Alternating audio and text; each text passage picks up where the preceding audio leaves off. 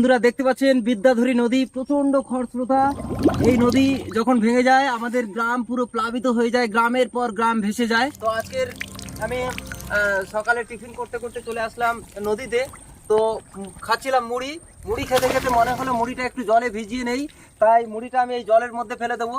কিন্তু আপনাদেরকে আমি দেখাবো এতগুলো মুড়ি আমি প্রচন্ড স্রোতে, কত স্রোত আপনারা দেখতে পাচ্ছেন, এত স্রোতে আমি এই মুড়িটা ফেলে দেবো। কিন্তু একটা মুড়ি এখান থেকে যেতে দেবো না, আপনারা সকলেই দেখান।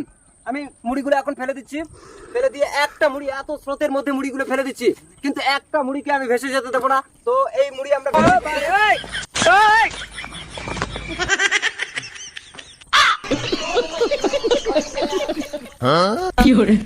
দেখেন বন্ধুরা, একটা মুড়ি আমি যেতে দেইনি, এতগুলো মুড়ি আমি এখানে ফেলে দিলাম, কিন্তু একটা মুড়ি আমি ভেসে যেতে দেইনি।